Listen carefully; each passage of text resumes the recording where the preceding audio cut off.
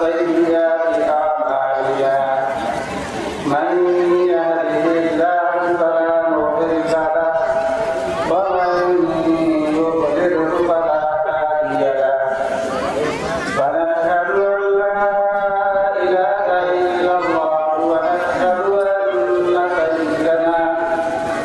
ومولانا محمدا عبده ورسوله أما بعد قال الله تبارك وتعالى في القرآن الكريم أعوذ بالله من الشيطان الرجيم بسم الله الرحمن الرحيم فمن زحزح عن النار وأدخل الجنة فقد فاز صدق الله العظيم چھوٹی بچی بات نہ کریں اطمینان کے ساتھ بیٹھ جائیں عزیزان کرام میں نے آپ کے سامنے قرآن کریم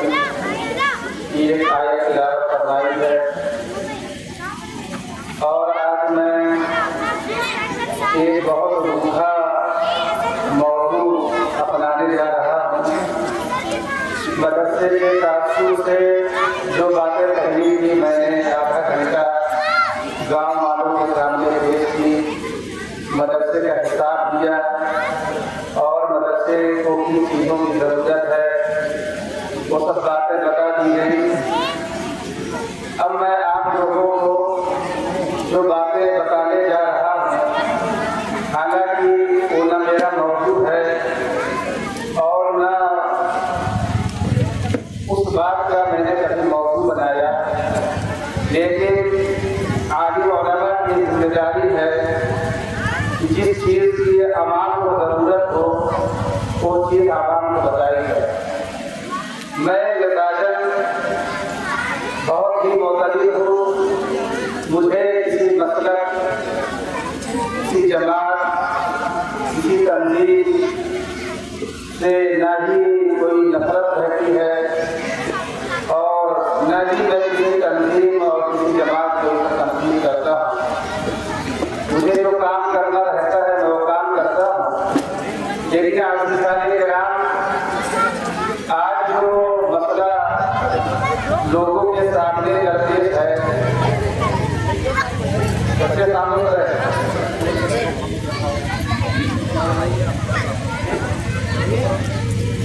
عزیزان کرام بات اصل یہ ہے کہ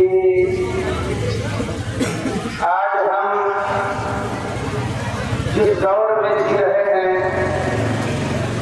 یہ یوٹیوب کا زمانہ ہے سوشل میڈیا کا زمانہ ہے چونکہ عموماً لوگ پڑھے لکھے کم ہیں تعلیم کے اندر مضبوطی نہیں ہے تو اس لیے لوگوں کی باتوں سے متاثر ہو جاتے ہیں علم نہ ہونے کی وجہ سے بہت ساری پریشانیوں کا سامنا کرتے ہیں تو عزیزان کرام میں آپ کو جو بات بتانے جا رہا ہوں میرے گاؤں میں اہل حدیث حضرات کی کافی تعداد موجود ہے اور میں ان کے عمل سے بالکل مطمئن مجھے اس بات سے کوئی شبہ نہیں ہے کہ کسی نے اہل حدیث جو جماعت ہے اسے کیوں اپنایا لیکن جو میں آپ کو بتانا چاہ رہا ہوں وہ یہ ہے کہ ہمارے جو ساتھی ہیں بہت سارے لوگ ہیں وہ ایک سوال کرتے ہیں اسی سوال کا میں تھوڑے سے وقت میں آپ لوگوں کو جواب دینا چاہ رہا ہوں ان کا سوال یہ ہوتا ہے کہ اللہ ایک ہے قرآن ایک ہے نبی ایک ہے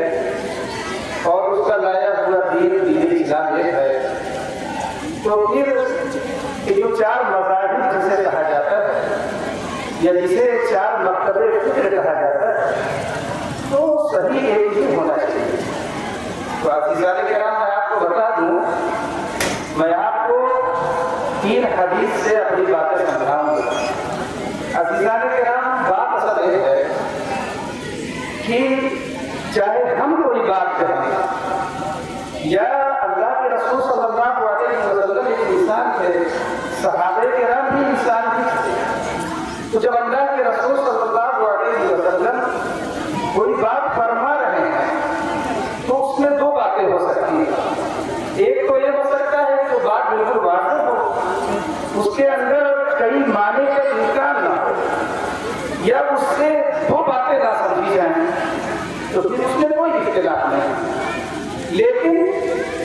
کچھ باتیں ایسی ہوتی ہیں کہ سمجھنے والوں میں 2 گروہ ہو جایا کرتا ہے. جیسا کہ میں آپ کو اس حدیث سے بتاتا ہوں کہ اللہ کے رسول صلی اللہ علیہ وسلم نے کسی جنگ سے صحابہ کرام کو بنو قریظہ جانے کا حکم دیا. اللہ کے رسول صلی اللہ علیہ وسلم نے حضرت بلال سے کہا کہ آپ جائیں صحابہ کرام سے کہیں گے. میں پوری حدیث کا صرف خلاصہ آپ سے بتا رہا ہوں کہ جو لوگ سننے والے ہیں، اطاعت کرنے والے ہیں، یعنی سامعین مطیعین، ان سے آپ جا کر کے کہہ دیجیے کیوں یہاں سے فوراً نکل جائیں. ظہر کا وقت تھا، کیوں یہاں سے فوراً نکلیں اور بنو قریظہ پہنچ کر کے، میری بات بہت دھیان سے سنیں گے کہ وہ سمجھ میں آئے گی. آپ یہاں سے فوراً نکلیں اور بنو قریظہ جا کر کے عصر کی نماز ادا کریں. اللہ کے رسول صلی اللہ علیہ وسلم کا صحابہ کرام کو ملتا ہے، صحابہ کرام وہاں سے چل دیتے ہیں. عزیزان کرام وہ چلتے رہتے ہیں، چلتے رہتے ہیں. عصر کا وقت ہو جاتا ہے. عصر کے وقت میں تھوڑا تاخیر بھی ہونے لگی. تو اب صحابہ کرام ایک جماعت نے کہا کہ نماز کو وقت پر پڑھنا کہ ہمیں قرآن سے ملتا ہے کہ نماز کو اپنے وقت کے اندر ادا کیا جائے. لیکن عزیزان کرام ہمارے اللہ کے رسول صلی اللہ علیہ وسلم کا الفاظ کہ جا کر کے عصر کی نماز بنو قریظہ میں پڑھنا ہے. تو چند صحابہ کرام نے عصر کی نماز قضا ہونے کے ڈر سے بنو قریظہ سے پہلے راستے ہی میں ادا کر دی. اور صحابہ کرام کی ایک جماعت جنہوں نے اللہ کے رسول صلی اللہ علیہ وسلم کے الفاظ کو سن کر کے ان کی باتوں کو ماننے کے جذبے سے عصر کی نماز کو قضا کر کے جا کر کے بنو قریظہ ہی میں عصر کی نماز ادا کی اور کہا یہی ہمارے اللہ کے رسول صلی اللہ علیہ وسلم کا فرمان ہے. اب وہاں پہنچ جاتے ہیں. بعد میں چونکہ اللہ کے رسول صلی اللہ علیہ وسلم دنیا میں موجود ہے، اگر یہ بات یا اس قسم کی حدیث آتی اور اللہ کے رسول صلی اللہ علیہ وسلم موجود نہ ہوتے تو اب اسی حدیث کو لے کر کے 2 معنی نکالنا، 2 باتیں سمجھنا، 2 باتوں پر عمل کرنا اور 2 مسلک کا بننا اتنا ہے. لیکن اللہ کے رسول صلی اللہ علیہ وسلم موجود ہیں. بعد میں اللہ کے رسول صلی اللہ علیہ وسلم کو یہ بات بتائی گئی تو اللہ کے رسول صلی اللہ علیہ وسلم نے اس پر خاموشی اختیار کی. اس سے معلوم ہوا جنہوں نے اللہ کے رسول صلی اللہ علیہ وسلم کے ظاہری الفاظ پر عمل کیا انہوں نے بھی صحیح کیا، اور جن لوگوں نے ایک اصول و ضوابط کو دیکھتے ہوئے قاعدہ کلیہ یعنی شرعی قاعدہ کلیہ کو دیکھتے ہوئے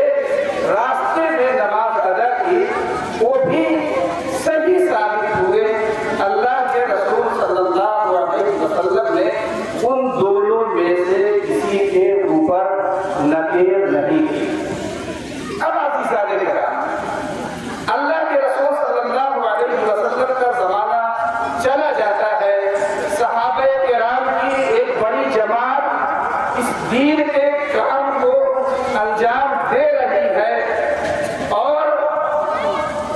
اس پر عمل کر رہی ہے۔ تو جن باتوں میں، اب اس حدیث سے آپ سمجھیے، جن باتوں میں قرآن کریم اور اللہ کے رسول صلی اللہ علیہ وسلم کی حدیث سے دو معنی نکلنے کا کوئی امکان نہیں ہے، وہاں پہ آج بھی دین میں چاروں ائمہ کے نزدیک کوئی اختلاف نہیں۔ اب اختلاف یا لوگوں کی یہاں الگ الگ مسائل، الگ الگ شرعی احکام کیوں ہیں، اس کی وجہ میں آپ لوگوں کو تھوڑے وقت میں بتانا چاہوں گا، اس لیے کہ ایک اہم ضرورت ہے اور میں بہت ہی سادے انداز میں آپ لوگوں کو اس سمجھنے والی بات کو اپنا موضوع بنایا۔ امام مالک رحمۃ اللہ علیہ ان چار ائمہ میں سے ہیں جن کو فالو کرنے والے دنیا میں آج موجود ہیں، یعنی ایک بڑی تعداد میں امام مالک کو بھی فالو کرنے والے موجود ہیں۔ امام مالک رحمۃ اللہ علیہ اپنے زمانے میں زبردست محدث تھے، ان کو حدیث کے اوپر بہت زیادہ عبور ہے۔ اللہ کے رسول صلی اللہ علیہ وسلم کے زمانے سے قریب ہیں۔ ان کا ایک اپنا اصول ہے، عمل اہل المدینہ یقدم علی حدیث صحیح، کہ ہم اہل مدینہ کے عمل کو، اہل مدینہ یعنی مدینہ والے جو لوگ ہیں، جس طریقے سے محمد صلی اللہ علیہ وسلم کو فالو کر رہے ہیں، جس طریقے سے دین شریعت کو مان رہے ہیں، وہی ہمارا مسلک ہے، وہی ہمارے فقہ کی ترتیب ہے۔ کیوں؟ لأنہم اصحاب البیت، اس لیے کہ مدینہ والے اصحاب بیت ہیں، یعنی نبی کے یا تو گھرانے کے ہیں یا تو نبی کے بہت قریب رہنے والے ہیں۔ وصاحب البیت ادری بما فیہ، اور جو گھر والے ہوتے ہیں وہ اپنے گھر کے بارے میں اچھے طریقے سے جانتے ہیں۔ نعمل بما عمل اہل المدینہ، تو ہم عمل اسی پر کریں گے جس پر کہ اس دین کا، اس شریعت کا، اہل مدینہ کا عمل رہا۔ پھر امام مالک رحمۃ اللہ علیہ کہتے ہیں کہ شہرت الحدیث بین اہل المدینہ، کسی حدیث کا مدینہ منورہ کے اندر مشہور ہو جانا، تغنی عن صحت اسنادہ، کہ اسے صحیح سند کی ضرورت بھی نہیں، اس لیے کہ یہ جو حدیث مدینے کے اندر مشہور ہے، اس پر لوگوں کا عمل ہے، اسی پر لوگ چل رہے ہیں، اسی کو اپنائے ہوئے ہیں، تو ہم حدیث کے سند سے بحث نہیں کریں گے۔ تو عزیزان کرام، یہ ہے امام مالک رحمۃ اللہ علیہ کا مسلک۔ اب اس کے بعد میں آپ کو امام شافعی رحمۃ اللہ علیہ کے مسلک کے بارے میں تھوڑا سا بتاؤں۔ تو عزیزان کرام، امام شافعی رحمۃ اللہ علیہ کا جو مسلک ہے کہ الحدیث الصحیح اسناداً، الحدیث الصحیح اسناداً، کی سند کے اعتبار سے جو حدیث صحیح ہوگی ہم اسی کو اپنا مسلک بنائیں گے، ہم اسی کے اوپر عمل کریں گے اور لوگوں کو اسی پر عمل کرنے کی ترغیب دیں گے۔ یہی ان کا مسلک ہے۔ وہ کہتے ہیں کہ جو عام اصول کلیہ ہے، یعنی جو قاعدہ ہے، جو شریعت کے قوانین ہیں، ہم اسے فالو تو ضرور کریں گے، مانیں گے ضرور، لیکن ہم اگر کوئی حدیث حدیث ہمیں سند کے اعتبار سے صحیح ملتی ہے تو ہم وہاں پہ اصول کو بھی اپنے جو مرتب ہم دین کو کر رہے ہیں، دین کو جو ہم یعنی ہم جو فقہ لکھ رہے ہیں، لوگوں کو عمل کرنے کی بات بتا رہے ہیں،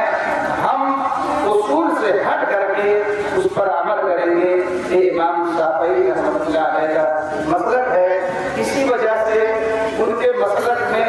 بہت ساری ایسی چیز ہے کہ جو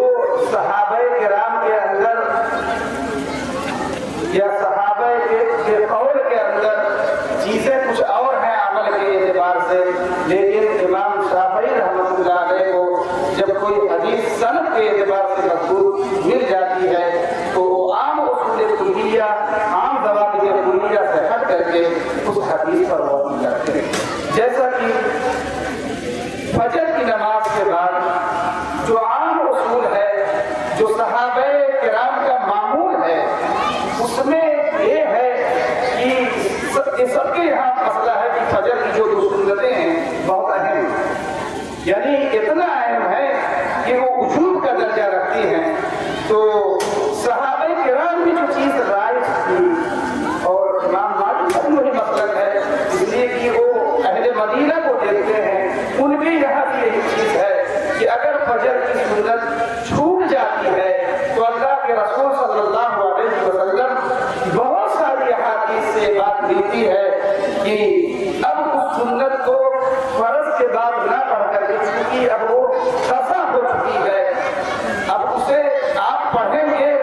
دن نکلنے سے پہلے بھی اگر پڑھیں گے تو وہ قضا ہی ہے۔ اور عام حدیث اور عام عمل سے یہ بات ثابت ہوتی ہے کہ فجر کے فرض کے بعد دن نکلنے کے کچھ دیر تک کوئی نماز نہیں ہے، تو اس لیے اگر سنت کو قضا پڑھنا ہے تو دن نکلنے کے 20-25 منٹ کے بعد پڑھا جائے۔ لیکن عزیزان کرام، ایک حدیث ہے کہ اللہ کے رسول صلی اللہ علیہ وسلم کے زمانے میں ایک صحابی نے فجر کی نماز کے فرض کے بعد فوراً سنت پڑھی، اور اللہ کے رسول صلی اللہ علیہ وسلم نے مجھ سے پوچھا کہ اب کون سی نماز پڑھ رہے ہو، کیا فرض کو دوبارہ پڑھ رہے ہو؟ تو انہوں نے کہا کہ نہیں، میں فجر کی سنت پڑھ رہا ہوں۔ تو اللہ کے رسول صلی اللہ علیہ وسلم نے کچھ نہیں کہا۔ اور یہ جو حدیث ہے عام اصول کلیہ سے ہٹ کر کے ہے، لیکن امام شافعی رحمۃ اللہ علیہ نے اسی کو اپنا مسلک بنایا، اور ان کے یہاں اور اہل حدیث حضرات کے یہاں فجر کے بعد اگر سنت قضا ہو جاتی ہے، چھوٹ جاتی ہے، تو اس قضا کو فجر کے فوراً بعد پڑھنا چاہیے۔ اور جب اصول ہی الگ ہیں، ضوابط ہی الگ ہیں، سب حدیث کے دائرے میں ہیں، تو اس مسلک کا 2-3 شکل میں کسی مسائل کا ہو اب عزیزان کرام آ جائیے امام احمد بن حنبل رحمۃ اللہ علیہ پر۔ امام احمد ابن حنبل رحمۃ اللہ علیہ کا جو مسلک ہے، وہ کہتے ہیں کہ اگر ہمیں 2 حدیث ملے گی، ایک ہی عمل کے لیے یا ایک ہی احکام میں ہمیں ایسی حدیث ملتی ہے کہ ایسا لگتا ہے کہ یہ دونوں باتیں الگ الگ ہمیں رہنمائی کر رہی ہیں، تو وہ کہتے ہیں کہ العمل بالاحادیث المختلفہ فی الاوقات المختلفہ، کہ ہم مختلف اوقات میں مختلف حدیث کو کے اوپر ہم